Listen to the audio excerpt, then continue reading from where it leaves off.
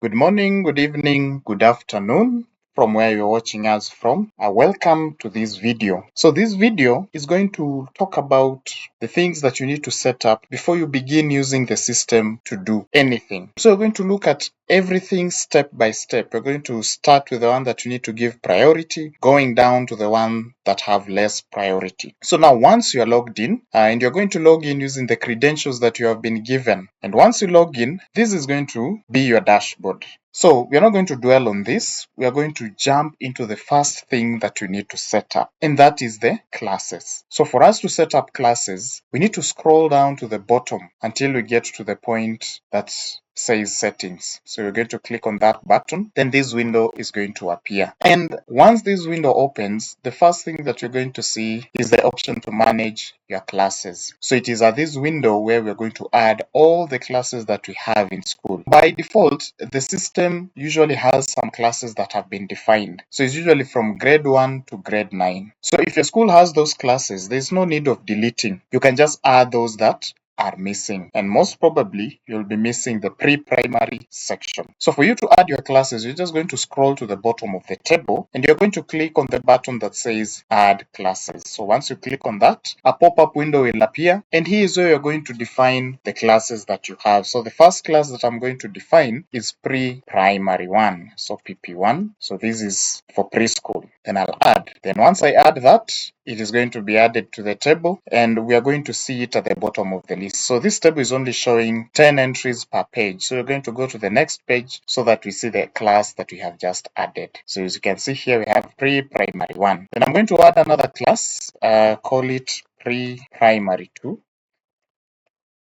And that one is added as well, and we're going to see that at the bottom of the table. So after you have added your classes, what you need to do is to arrange the classes in the chronological order, starting from the lowest class at the top of the table to the highest class at the bottom of the table. Because now the system assumes that pre-primary 2 is the highest class in school based on how we have defined it here. And we do not want that. We want pre-primary 1 to come at the top, followed by pre-primary 2. And this is very, very important when it comes to student promotion. When the system, or when you come to the end of the year and it's time for you to promote students to the next class, the system will refer to how you have arranged your classes. And that is how it will know the highest class and the lowest class. So you need to arrange the lowest class at the top of the table and the highest class at the top. So once you have defined these two classes, you're going to find that they come after the grade 9, and we want these classes to come before that. So for us to arrange it, we're going to come to this column, that is the third column, and you're going to see actions that will allow us to move these classes to the top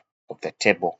So you can see here we have defined pre-primary 1, and we want that at the top of the table. So for us to move it to the top of the table, we are going to move it after playgroup. So when we come to the first page, you're going to see that playgroup is the first class. And when you come to pre-primary 1, we want to move that after playgroup so that it comes second. Then after it comes second, what we're going to do, we're going to take playgroup and move it after pre-primary 1, so that now we have pre-primary 1 at the top of the table. Then we're going to come to the second page. Then we're going to move pre-primary 2 after pre-primary 1, so that now we have pre-primary 1 followed by pre-primary 2. So now the other thing that you need to note when it comes to classes is that your streams are regarded as a class in the system. So if you have grade 1 with different streams, what you need to do is that you need to define the class and its stream. Don't just define the class alone. So when, let's say we have pre-primary 1 East, so what we are going to do is to add the class. Instead of just saying pre-primary 1, we are going to say we have pre-primary 1 East. Then we add that.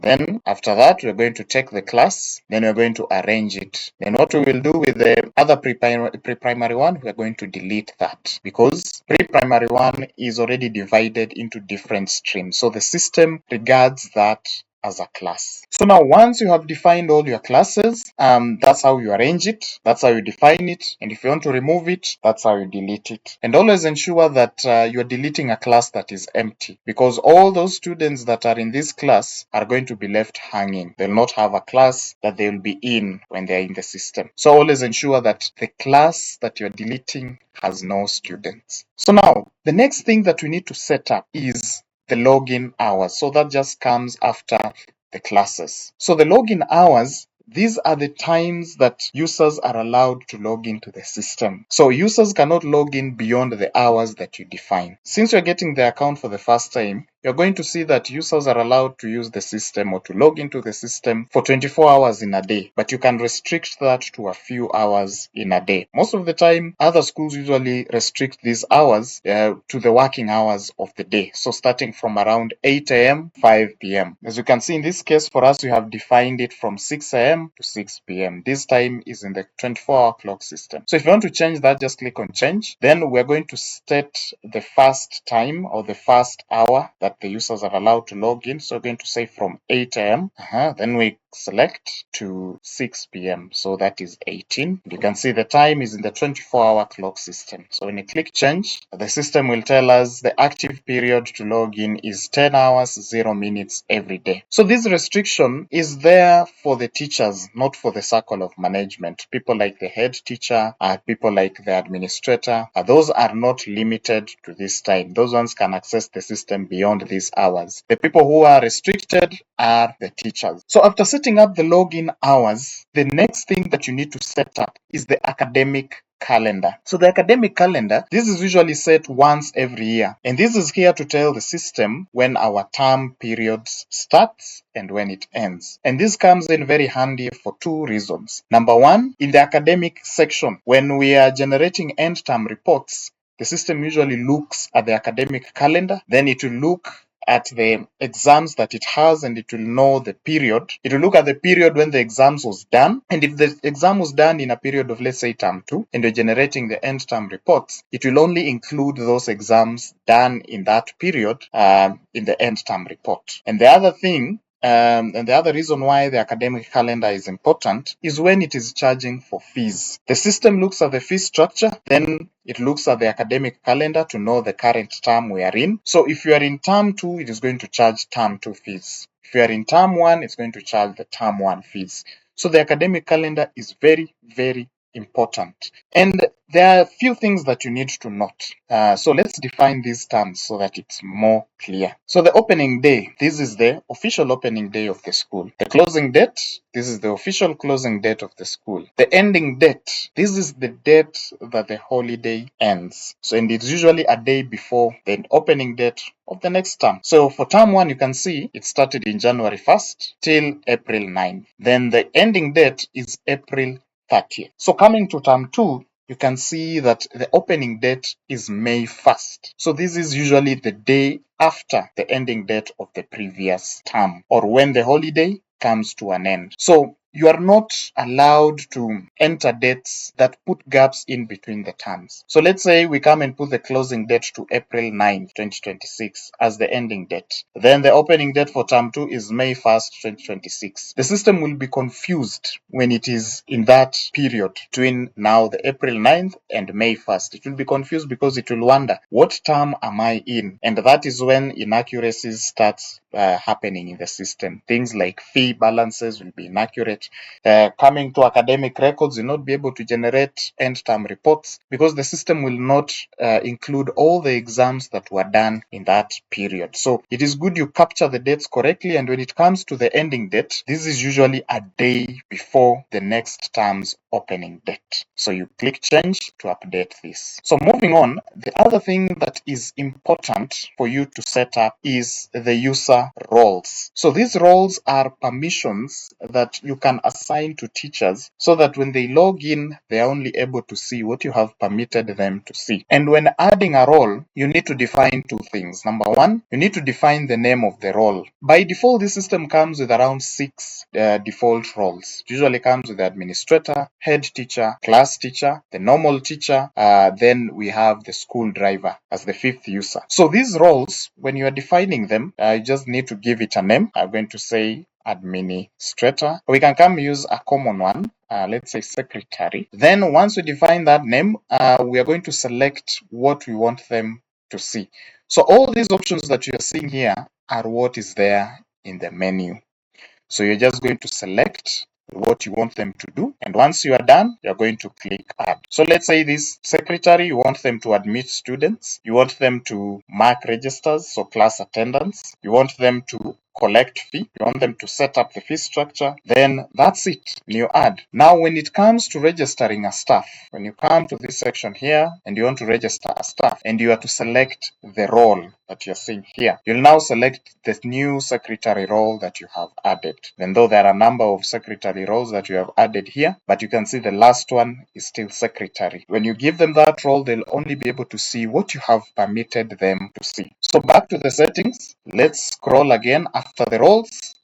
The other thing that will be very, very important for you to set is the bank accounts. So all the bank accounts that you have attached or you have created for the school, you have to define them here so that whenever you're collecting fee that has been paid through that bank account, you can go ahead and select which bank it is. It is always there for record keeping. So you need to add that bank so that now when collecting fees, you can state which bank it was, because without this, you'll not be able to record any bank payment in the system. Moving on, payment options. This is the other important thing that you need to set. So this payment option, these are just narratives to explain to the parent how they are supposed to pay fee. And for you to add that narrative, you're just going to click on set a payment option. Then here you're going to see an example has already been written in that text area. So for our case, we're going to say direct deposit to KCB Bank. Then you come and say account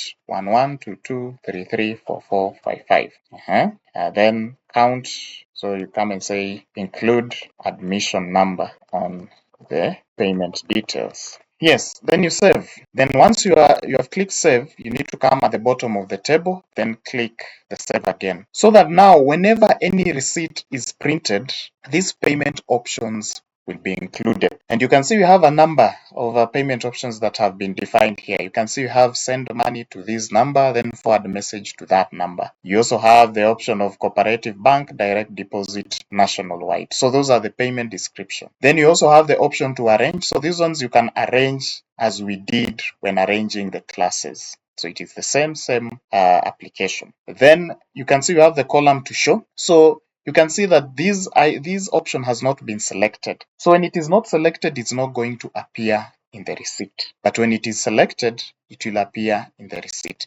And you can see out of all these entries that we have, it is the last three that will appear, plus the other one that we have added on the second page. So you can see here number 11. Then we go to the first page, we can see the last three. So only 4 payment options will be displayed in the receipt. So it's just a matter of selecting the ones that you want to show in the receipt, or you can retire them. So you can see we have retired a number of these payment options, so they are not appearing in the receipt. If you need to update it, just click on this icon that looks like a pen and you'll be able to update it. If you need to delete it, click on this icon that looks like a trash bin and you'll be able to delete it. Then once you are done, always ensure you click save for you to update those payment options. Then once you're done with that, you're going to go to the last thing that you need to set up, and that is the expense categories. So with the expense categories, these ones are used to categorize all the expenses that you record in the system. So the system is going to come with a few default expense categories. But now if you need to add more categories, this is the area to do so. So you're just going to click on the add expense category option, fill in the new expense category, then save. Then you close that. Then all that you'll have saved will appear in this table, and you're even able to delete those different expense categories. And if you need to update, you are also able to do so. So that is part 1 of the setup. So we'll move to the second part, which is setting up of the fee structure. And for you to access the fee structure, just scroll up until you get to the finance section, and you're going to see this button that says fee structure. So you're just going to click on it and this window will appear. So before we go any further, let's look at the layout of the page. You can see at the top we have the title there, fee structure. Then you can see here we have something that we need to note. Below that, you can see the name of the school plus the statement that says this is the current fee structure for that school. Then we can see we have a drop down to select the class and show the fee structure for that class. Then below that, we have the button to add the fee for a particular class. So let's look at the fee structure of one particular class here. So we can come and click on grade 3 and click on the button to show the fee structure. Then we can see the table appears here. Then you can see it has a number of columns. The first one, this is just the number to show the entry number. Then you can see the vote head. So this is the vote head name. So you can see it's admission fee, grade 1 to grade 3. Then the display name is admission fee. Then you can see term 1, term 2, and term 3 fee. We can see we have the role, we have the option to edit, and we also have the option to delete that vote head. So there's a difference between the vote head and the display name. So the vote head name, this is the name that specifically defines that vote head. So when you read this, you can clearly tell that this is admission fee spanning from grade 1 to grade 3. Then the display name, this is the name that will appear in the receipt. So we don't need to bombard the parent with the specificity of a vote head. We just need to tell the parent how the vote head is called. Then we can see here we have role, and this column called role, this one is there to define the type of a vote head. You know, in the fee structure, you find that you have a number of vote heads, and these vote heads, there are some that are compulsory and there are some that are optional. So in the system, those optional payments are called provisional, whereas those compulsory payments are called regular. And when we admit a new student into the system, what the system will do, it will just sum up the regular vote head unless otherwise. So right now, when I go into the system and admit a new student, it is going to look at first the date of admission. Is it within term 1, term 2, or term 3? Then it will look at the current term. Are we in term 1, term 2, or term 3? So if a student is admitted in term 1 and we are in term 2, the system will sum up all the regular vote heads. So in this case, it will only be tuition, and it will sum up 4,000 plus 4,000 coming to 8,000 shillings. So by default, that's how much it will charge the student who is enrolled in grade 3. If that student has been enrolled in term 2 and we are currently in term 2, it is only going to assign term 2 fee. It has no business assigning term 1 fee because it knows the student was not there based on the date of admission. So the system is smart enough to understand the fee structure and charge accordingly. You also have an option to define what is compulsory for the student and what is not. And you are able to do that under the Manage Student section. So there's a tutorial to explain how you're able to assign different vote heads for different students, so that if there are those students that are new, you know, with special cases in school, such as a new student, you want to assign them admission fee, which is compulsory, and they'll pay the rest of the regular fees, which every other student is paying. So you have the option to define what is compulsory for what student and what is not. This option for the system to pick regular vote heads only is there so that if you are adopting this system for the first time and you already have some students that are already progressing, I'm sure of that. Most of the time when you're taking this system, you'll be having students that are already there. You don't want to go head by head defining what they're supposed to pay. What you'll just come and do, you'll come to the fee structure and define what is compulsory for the students that are existing. Then for special cases such as new students who are paying for some things that are a bit extra, such as lunch, breakfast, and what have you, you'll now go per head. But for the general students, you have the ability to define what is compulsory for them, and the system will assign everyone what has been defined in the fee structure as compulsory. So now after that, let's look at how you're able to add a fee structure. So it is very, very simple. You just click on this button here, then the pop-up window will appear, and you can see we have a number of fields that we are able to fill. The first one is the vote head name. So let's say we have something like uniform. So when defining a vote head name, you have to be very, very specific. So it will be the vote head name and the classes that it covers. So if it is uniform that is used from playgroup to PP1, can come and say PG to PP2. Then the display name, this is the name that will appear in the receipt. And you can see that is very specific. You can see the voted name is already used. So you cannot reuse a vote head. You cannot reuse a vote head name more than once. So now you can see that vote head name is already used. So I can just come and give another name. Come and say, instead of uniform, let's say we have lunch from PG to PP2, and just update here, call it lunch. Set the term 1 fee. Say term 1 fee for lunch is 2,500. For term 2 is 2,500. For term 3, since it's short, I'm going to say that is 2,000 shillings. Then we define the type of fee. Is it a regular? Is it compulsory? So regular means compulsory. Is it a boarder? Is it fees that you charge boarding students? And is it provisional? Is it a fee that is optional? So lunch, as we know it, it's an optional payment because it's not everyone who is supposed to pay for it. And since we defined that this lunch fee will go from playgroup to PP2, those are the classes that we are going to select. So we're going to say playgroup, PP1, PP2, and save. And the system is smart enough to assign only those classes. So when you go to playgroup, when you go to PP2, we can see we have lunch there, playgroup to PP2. When we go to PP1, you can see we have lunch, PG to PP1. And this is very good because you don't have to go per class defining the different vote heads, because there are those classes that do share vote heads. You might find tuition from grade 1 to grade 3 is the same amount. So the system makes it easy to define that vote head so that you don't go per class defining the vote head. You can imagine if you have 10 vote heads and you have 10 classes, if you are to go do that per class, that will be 100 entries that you have to put. But if a number of classes do share these vote heads, you'll find that your time to enter those vote heads into the system will be cut almost by half, or even you'll do that at a quarter the time. So the system allows you to define vote heads for multiple classes at a go. So that is how the fee structure is. It is very, very straightforward. And once you enter a vote head that is compulsory, automatically the fee for students usually goes up. So if a student is a regular student and there is another regular fee that has been added, automatically their fee will go up. So always keep that in mind, and we usually recommend that you do this action once per year. If you're updating the fee structure, update it once per year or when we are coming to the end of the term, so that the parents are not shocked by the increase in fees abruptly. Or if you do that, it is better you communicate to them using the communication module, telling them of the increase in fees so that they are left aware of the different changes. So that is the fee structure, and in case of anything, please let us know. Thank you. So after we are done with the fee structure, we are going to move to the third thing, which is updating the students' balances. And for us to update the student balances, we just need to scroll up until the administration section, and we're going to click on the Manage Student button. And on the Manage Student button, here is where we are able to update the student details, including their balances. And the good thing about this system is that you are able to adopt it at any period of the year.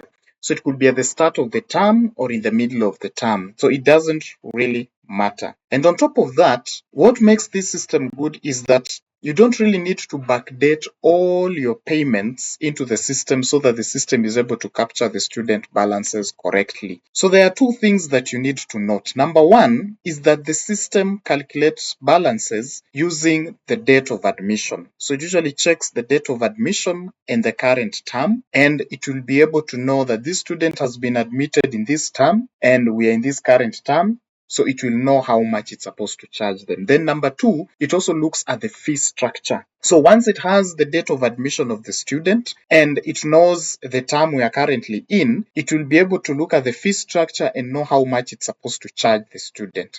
So if term 1 fee is 1,000 and term 2 fee is 2,000, and this student was admitted in term 1, in term 2, this student is expected to pay the total of term 1 plus term 2. If you are in term 2 and this student has been admitted in term 2, this student will be required to pay for only term 2 fee. It will have no business charging the term 1 fee. And that's where we need to start from. So once this student has been admitted, we need to look at what the system is charging them. So for this case, you can see the system is charging this student 4,000 shilling. So at the back of your mind, you should be able to know how much the student is supposed to pay this term. So we're just going to scroll to the bottom here. And let's say this student has a balance of 1,000. He has already paid 3,000 shillings for term 2.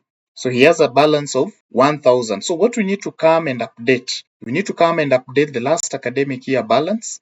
And what we are going to do is put the amount that has already been paid with a negative as the prefix. So it needs to be negative 3,000. So we are telling the system to deduct 3,000 from the total balance. So when we save that, and when we just scroll up, we're going to find that the system has updated that balance to the 1,000 that he's supposed to pay. Then if that student has an overpayment of, let's say, another 1,000 shillings, so we're going to look at how much the system is charging them. Then we are going to say that this student, since he has a balance of 4,000 shillings currently, and he has made an overpayment of 1,000 shilling that will spill over to term 3 or the next term, we're going to put a negative amount more than the balance recorded, or what of the balance the system is saying. So this system is saying the student has a balance of 4,000, and we want that 4,000 to show as an overpayment of 1,000 shillings. So we're just going to add 1,000 on the total. Then when we save that, we can see that the balance is negative 1,000. So coming next term, this student is going to charge, or is going to pay less than 1,000 shillings because of this overpayment. Then when I come again and I come and set, let's say this student has a balance of last term and we are in term 2 already. What we are going to do is we are only going to define the balance for the last term so that the system adds that to the original balance. So remember, we are working with the 4,000 shillings. So the 4,000 shillings is what we are deducting or adding as the balance. So let's say this student has a balance of last term, let's say 2,000 shillings, and his total required amount to pay is 6,000. So we need to put the 2,000 here, then we save. So what the system is basically doing is that whatever amount you define here is going to be added to the total amount the system knows that this student should pay. And it knows that, again, remember, based on the fee structure, date of admission, and the current term, just like how you would calculate balances for your students. So this last academic year balance would also mean balance carry forward. Let's say you have a balance for last term of 2,000 shillings. That one would be carried forward to this term, bringing up your balance with 2,000 shillings. We are working with whatever the system is telling us they're supposed to pay. Then we put in figures to modify that balance. So that is the next step. And once you do that, you'll be ready to use the system. If you want to learn more about this area, just click on the tutorials button and you'll be able to understand this area in depth.